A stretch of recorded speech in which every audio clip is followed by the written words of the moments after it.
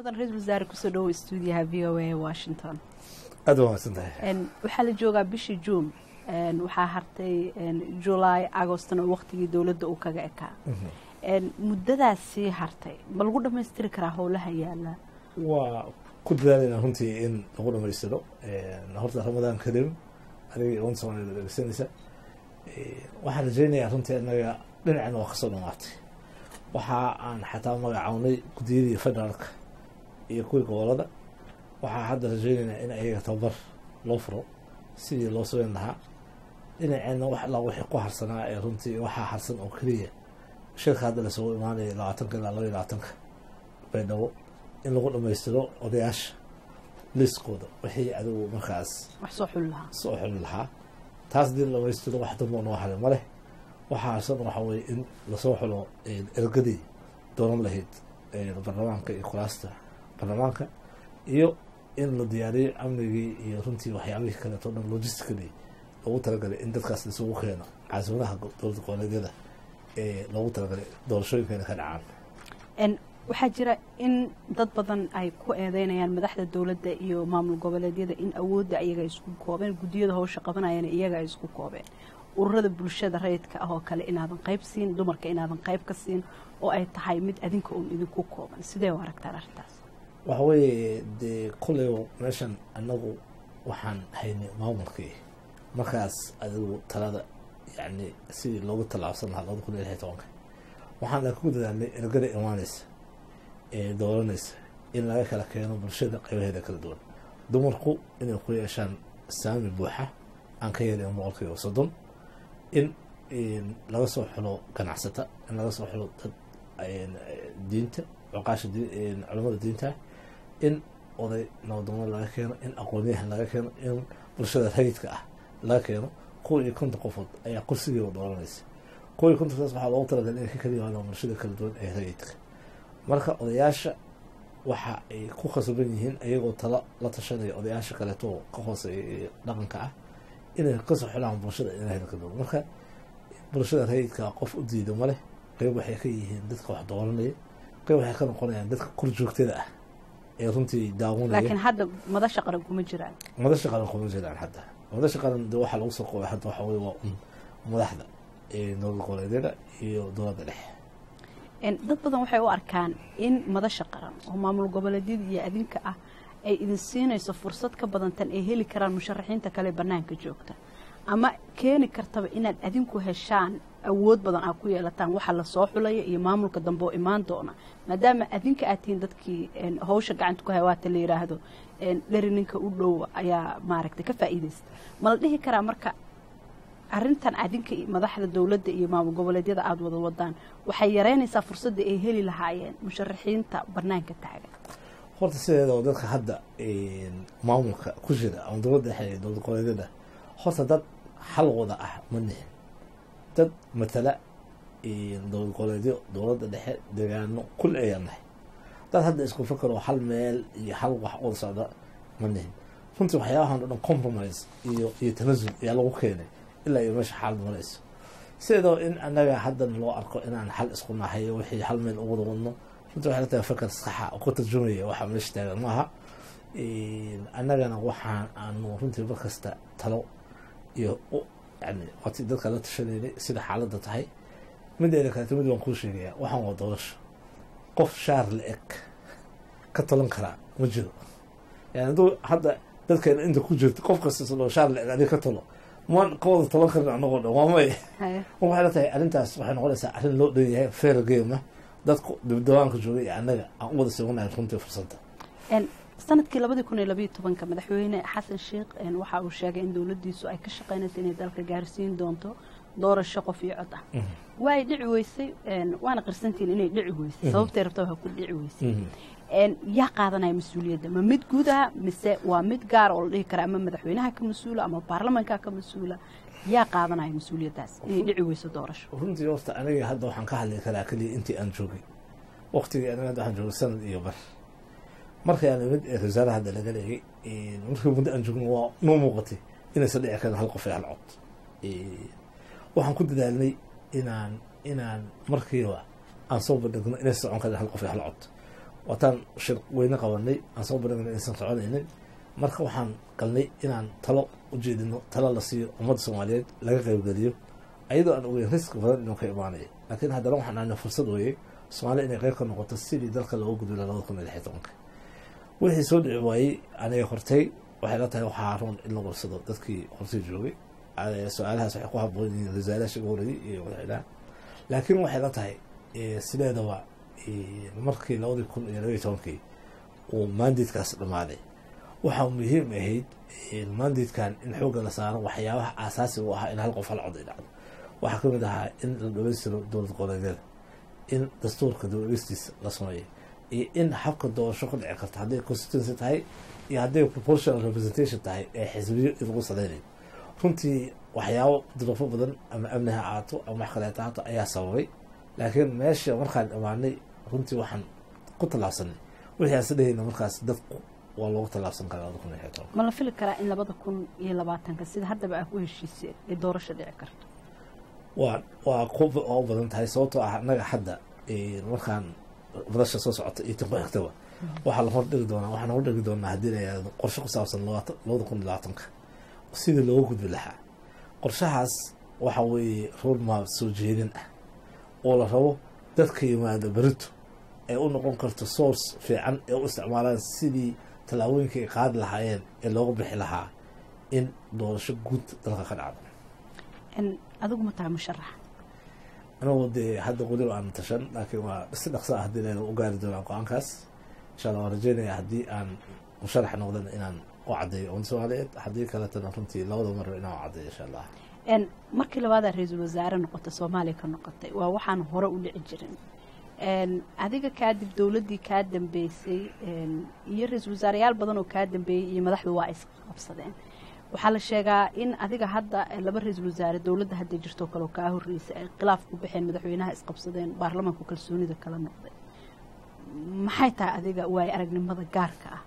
oo aada isticmaalaysid si khilaaf adiga madaxweynaha uusan u dhicin runtii horta sideedaba dee ninkii saddexaad oo imaadaa dhaxaa cadahana dhaqanka ma aha qofka saddexaad iyo waxyalaha inay isqabtaan sababto waxaa weeye dee runtii meel khatar la gaaray isqabashada runtii waxay gaarsiisay dowladnimadeena iyo habka adduunka unoo arko waxaan ku dadaalnay runtii hadda halkii sano iyo barkii aan joogay in waxyaabaha muhiimka oo dhan siyaasadeed ayadoo aan la iskhilaafin in aan compromise wixii ah laga sameeyo waana ogsan tahay maanta alxamdulillah waddanka waxaa la keenay meel uu doorasho ka dhici karo ma sahlanayn runtii waa un aada iyo aad bay arrimahan yani behind the scene waxaa la dhaho runtii looga dooday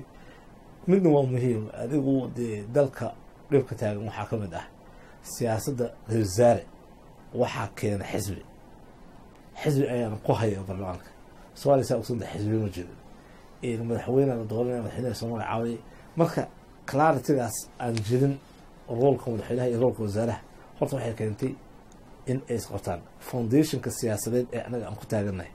wax badan ayaa xoogaa si ka ah loo baahan yahay in la caddeeyo in dib loogu dhaway waxaan ku dadaalaynaa hadda haddii la yidhaahdo waxaa fursad ahayd dastuurka dib u eegstiisa in la fiiriyo sidii waxaan lagu qeexi lahaa looga bixi lahaa khilaaf dambeeto iyo inay yimaadaan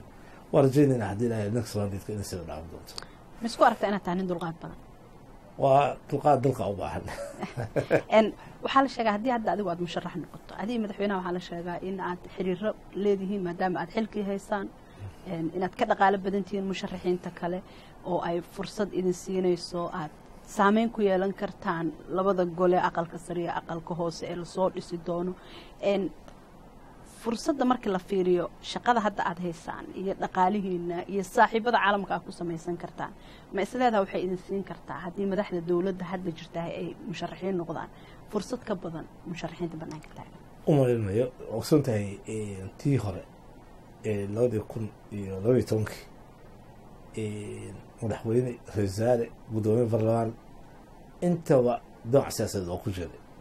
runtiina waxay la tahay waqtigaas siyaasadda waa ka sahlanayd sida hadda ay tahay sababtoo hadda doorasho kuwii 50 qofood ayaa soo dooranaysa waagaas hal oday dhaqaaladeena keliya qorayay waa ka sahlanayd in baarlamaanka yacni manipulation haddii la sameynayo in la sameeyo saasoo tahay intii markaas ku jirtay musharaxa siyaasadeed ma aysan kusoo noqon haddana qofkii isdhahaa hadda dadka joogaa fursaday haystaan way soo noqonayaan runtii waa khaldan yihiin baashan shaan la tabanayo ma aha waa doorasho waa dad gaariya go-aan waxay ku cabirayaan xaalad dalka taageeyaha wixii la soo maray waxa soo socda yani dadkay u arkaan inay u qalmaan unbay dooran doonaan haddii la yidhahdo waxyaabaha la isku hayay hadda waxaa kamid ahaa mustaqbalka gobolka banaadir iyo kaalinta uu ku yeelan karo labada aqal ee soo socda dad badan waxay u arkaan in inkastoo muqdisho ay caasimadii tahay haddana madaxda dowladda iyo maamul goboleedyaduba in wixii muqdisho ay mudnayd aysan siinin caasimadda muxuu yahay go-aanka ah muqdisho ka gaarteen runtii muqdisho horta dhibka ugu weyn wuxuu ahaa sida loo qoray dastuurka markii annaga aan ka doodaynay habka loo qeybinay aqalka sare waxaa dastuur ku qornayd gobolada inay ka imaanayaan qodobka waxaa ku qornayd in statesku ay yeelanayaan number isla eg labadii ayaa dood badan ka dhacday oo runtii haddii gobol lagu salayn lahaa banaadir saddexdeed ay qaadan lahayd dhibka maanta hadda ka hadalkeeda taagan ma taagnaateen laakiin waxaa markii aada loogu dhegay in gobollo isku mid ah laga dhigo maadaama degaan ay adkaatay ama la diiday in wax lagu saleeyo oo ay socon weysay degaan haddii hadda maanta degaan la aadi lahaa xamar 16 degmay leedahay 16 degmo wax waa heli lahaayeen haddii maadaama degaan la aadi waayo oo foolkuma faafkii lagu jiray maadaama aqalkii sare gobolladii laga leexday oo lagu heshiiyey in states equal noqdo horta xamar saasi waxay ku noqotay meel yani hadda kaliga taagan markii hadda yani la eegay sidee xamar compensation loogu sameeyaa inta laga gaarayo stateska dastuurka sida ku cad stateskeeda runtii maalintii dhaweyd oo hadda isku imaan waxaa lasoo jeediyay shan in la siiyo aqalka sare oo runtii ay shantaasi matalaan magaalada muqdisho oo shanta beelood ah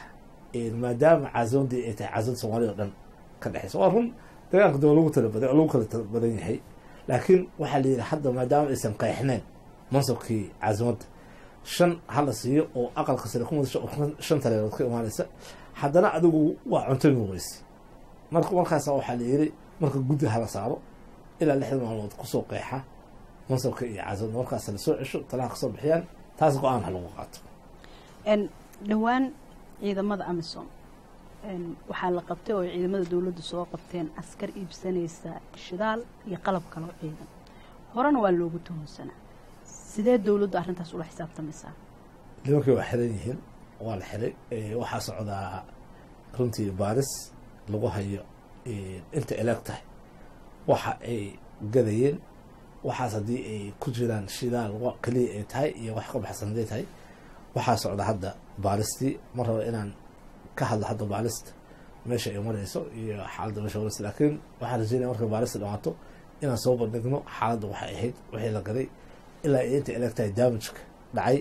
dowladna aan runtii Amazon iyo African Unionka aan kala xaajoodno arrintaas inaysan mar daba soo noqon xeryaha qaxootiga ee Dadaab dowladda Kenya waxay sheegtay inay xirayso madaxweynaha dhawaanta maxaa lagu heshiiyey oo dowladda federaalka ay ka soo qaaday Kenya annaga markasta waa cadeen dhinacna runtii heshiis waxaa jiray Kenya Soomaaliya iyo hay'ad qaramada midoobay u qaabilsan qaxootiga UNHCR aan wada galnay tripartite agreement la dhahayay runtii kaasaan aaminsanahay inuu yahay sida keliya sida saxda ah ee lagu soo xalin karo dadkeena lagu soo celin karo inay ku bilaabato si xora inay dadku usoo noqdaan in loogu talagalo meelihii dadka ay kusoo noqon lahaayeen sida loogu soo noqon lahaayeen in muddo adigu 3 sano ilaa 5 sano la siiyo dadku inay si tartiib ah ugu soo noqdaan meelihii ay ka tageen meelaha aan amniga ahayn ee hadda wali ay al-shabaab ay ka taliyaanna in aan lagu celin ee la fiiriyo meesha kale oo dadka ay ku noqon karaan dadka in la siiyo fursad ugu horeysa ayaga inay sheegtaan meesha ay isleeyihiin waa geysan kartaan caruurteena iyo reerkeena marka arrintaasi Kenya waan kala hadalnay culeysyada jira oo ay hadda Kenya dhexdeeda ka jirana anagoo aan hadda ka hadlaynin runtii waxaan u sheegnay inay arrintaas khatar keeni karto khatar amni ruuxeed ay keeni karto in maanta dad degan la barakiciyo oo iyadoo aan loogu talagelin meeshii kaleto imaan lahayn liska diro oo la xiro xeryahaas khatar amni iyo khatar dhaqaale iyo waxyaaba badan ay keeni karta runtii maanta aan labada dalba aan wanaagsaneyn dalalka dowladda hadda Mareykanka iyo Ingiriiska iyo European Unionka iyo adduunka dhanna waxaa moodaa inuu aan isku dhinac ka taaganahay arrintaas waan rajaynaynaa inay ka yiraahdo arrintaas yani ka baaran dadku taxadar ka muujiso maraykanku waxaa soomaaliya ka fuliyaa diyaaradooda aan duuliyaha lahayn duqeymo kala duwan madaxa al-shabaab ka tirsan ay la beegsadaan howlgallay fuliyaan sidee dowladdaada u aragtaa howlgalladaas annaga runtii waxaa horta keenay dhibkan iyo in lala beegsadasaan waa runtii al-shabaab weyaan maanta soomaali meel waxaan taaganahay aan ka bixilen 15 sano dhulkii jiray waddankan hore umari lahaa carruurta soomaaliyeed ee hadda badaha ku dhimanaya ee maanta helayaan fursad ay mustaqbalkooda ka arkaan dalka dhexdiisa waxaad horta keenay dhibka iyo maanta inay meeshaan taagan tahay waa dadka ilaa iyo maanta qarxinayo hoteelada yacni fakarkan xag jirka ah ee runtii lagu gumaaday ummadda soomaaliyeed nabad loogu diiday ummadda soomaaliyeed horumar loogu diiday carruurta inay iskuul aadaan loogu diiday in dadka shaqaystaan taasaa keentay marka eedda haddii maanta drones ee dalka ay ugaarsadaan dadka leaderska al-shabaab iyo haddii dhib kasto maanta loo keeno horta dadka keena waa iyaga maanta african union iyo ajanabi inay joogaan dalka looma baahdeen runtii securityna dhisi lahayn ummaddaas dhallinyaradaas hadda maanta ah ayaa noqon lahayd ciidanka ruuxiisa soomaaliyeed waxaa wax ka difaacaya waxaasoo dhan waxaa sabab u ah dadka nabadoodeeda uma soomaaliyeed waa rajaynaynaa haddii la yidhahdo runtii annaga waxaan ku jirnaa hadda ciidankii soomaaliyeed in la dhiso isku dhaf ayaa socda waxaan rajaynaynaa inaan amnigeena annaga la wareegno aan ka maarino ciidamo sheegay inay dadkan joogaan laakiin dadka kan hadda xagjirka ah ee maanta waxaa samaynaya haddii waxay la tahay dadka kan wax lagu maanta justify garin karaa waxa ay samaynayaan ma jirto wax alla wixii loogu hortegi karaa in loogu hortago wey arrinta ah xustee ku saabsan dhallinyarada badaha ku dhammaanaysa aaday u tahay arrin u taagan culayskeeda le dhibaato badanna dhallinyaro badan ay kasoo gaartay dhallinyarada markay hadleen iyaga laftirkooda iyo dadka kale arrimaha dhallinyarada faaqidada waxay sheegeen inay tahay wadankii oo aan fursado la siinaynin dhallinyarada gaar ahaan kuwa gudaha wax ku barta dowladdu in ay door bidaysa dadka dibadaha ka yimaada maadaama adiga hadda reer wasaaraa tahay Canada ka tagtay in aad danaynaysaan dadka dibadaha ka yimid ilmihii jaamacadaha Soomaaliya ku dhameeyana aadan muhiimadda aad siinaynin ama fursado aysan helaynin taasna ay ka qasabtay inay iyaguna raadiyaan inay qurba joog noqdaan dowladdu ma samaysay siyaasad ay dhallinyaradan tahriibka uga celinayso ay fursado ugu samaynayso runtii annaga hadda markii ugu horeysay xukuumad ahaan waxaan diyaarinaynaa policy youth policy wax la dhaho policy siyaasad ku wajahan dhallinyarada iyo Soomaaliyeed horta hal mid waa inaan iska ilaalinaa dowladda Soomaaliyeed 60kii 70kii 80kii waxyaabaha runtii keenay in dhaqaalaha Soomaaliyeed socon waayay waxay ahayd qolada kaliya ee ummadda shaqo siisa dowladda noqotay annaga runtii inaan ka taxadirnaa hortaas dowlad inta ay shaqo siin kartaa sida waa yarta yacni hay-adaha dowladda inta u shaqayn kartaa ama dhaqaalaha dowladeed oo qaadi kara ama badda laakiin annaga waa inaan abuurnaa fursad private sectorka uu runtii ku qoro oo private sectorkaas uu private sector maanta dhalinyarada Soomaaliyeed oo dhan shaqo siiya oo runtii dhalinyarada waxooda ay u arkaan ayaga inay noqon karaan dad fursad private sector inay abuurtaan iyo dhaqaale abuurtaan leh horta annaga ahmiyadda aan siinayno dalka economigiisa waa taas weeye ma aha kaliya annaga kow labo runtii dadka hadda shaqeeya ee ka shaqeeya dalka in badan waa dadka gudaha jooga wey dowladda dadka ka yimid waxaa laga yaabaa 1 iyo 2 iyo 3 iyo 10 boos inay helaan waa la taliya helaan ama boosas kale helaan laakiin xoogga dalka dadka gudaha jooga wey waxaan la siiyaa ahmiyad runtii dadka aqoonteeda leh oo yacni gudaha jooga laakiin de aqoon waa aqoon mararka qaarkood waa aqoon markaa raadinaysid waa inaad aqoon raadisid guda iyo dowlad ma laha aqoon runtii dalkan dad Soomaaliyeed way qofka gudaha ka joogay ee kan dowladda ka tagay marka wax lagu qiimeeyay khibrad iyo aqoon dalka wuxuu u baahan yahay dad khibrad dad aqoon leh marka aqoontaas iyo khibraddaas lagu qiimeeyaa meelaha qaarkood laakiin shaqada caadi ahaan generalka ah badanaa waxaa la siiyaa runtii dadka gudaha jooga dalkan waxaa ka dhacay toogasho magaalada Orlando gobolka Florida waxaa ku dhintay 50 qof 53 kalena waa ay ku dhaawacmeen sidee u aragtaa arrin aad looga naxweeyay waa runtii arrinta maalin kasta annaga aan wajahno oo waxyaabaha dal ahaan iyo dad ahaan aan maalin kasta la dilgaraynayno soon kasta aan la dilgaraynayno maalin kasta waqtiga dad lagu galaa lagu laayaa fakar argagixiso oo khaldan oo runtii la leeyahay diin bay salka ku haysaa aan diinna salka ku hayn ayaa ummadda lagu laayay waxa halkaa ka dhacayna waa saas waana runtii aad baan u dhaleeceynaynaa waa ka xunnahay dowladda Mareykanka uga tacsiinayna runtii waxyaabahaas ku dhacay dadka waxaan geysanayana meel kastoo ay joogaan waxay la tahay dowladda soomaaliyeed dowladda mareykanka dowladaha adduunka o dhan inay iska kaashadaan waa si fakarkan loogu hortegi karaa muhiimadda mar kasta ay la tahay inaan inaga xoogga saarno waa arrimaha amniga kaliya laakiin waxay la tahay in aan fursad siino oo xoogga la saaro arrimaha fakarka sideeda fakar waa looga hortagaa ugu dambeyntii dalkan maraykankaa timid mas-uuliyiin kala duwan ha aragtay muxuu ahaa ujeedka safarkaaga maxaase kala hadasho runtii waxyaabaha ugu weyn aan hadda kala hadlo waxaa weye maadaama hadda maandeedkay dhamaanayo inta harsan waxyaabaha aan uga baahannahay maraykanka inay runtii nala qabtaan hadday tahay arrinta siyaasadda iyo arrinta amniga labada ugu muhiimsan iyo arrimaha dhaqaalaha midda labada runtii aan kala hadlayo waxaa weeye markii hadda laga tago doorasho ay dhacdo maandeedka soo socda iyo dowladda soo socota wixii hadda 4 sano na soo dhaaftay wax ka duwan in dowladda maraykanka ay runtii nooga talagalaan aysan ahayn keliya sidii hadda soo socotay runtii Soomaaliya loogu talagalo package weyn oo ciidanka Soomaaliyeed iyo security Soomaaliyeed dhiso haddii anaga aan aamin hayno inta kale anaga ku filan amniga ciidan in dhiso waxay u baahan tahay dal inuu qaato liidka inuu noqdo dal yani dalka qaadanaya liidka in dhaqaale badan in package badan lagu bixiyo arrimaha anaga markasta aan wajahayno wuxuu ahaa laba arrin inaan dagaal ku jirno oo aan xadidayno ama aan rabno in lagaga adkaado shabaabka iyo dhulkaystaan laga qaado laba in ciidankii Soomaaliyeed ee hanan lahaa amniga Soomaaliyeed in la dhiso marka waxa weeye ma soconaysa haddii aan dhaqaale iyo package xool loo gelin Soomaalina waa ogtahay lama gelin inta Afghanistan iyo Ciraaq iyo dalalkan kale la geliyay 10% xataa lama gelin waxyaabo aan hadda kala hadlayo taas ugu weyneed waan rajaynayaa haddii la yiraahdo inay taas dhacdo marka هذا أمها سنتاريخ أجل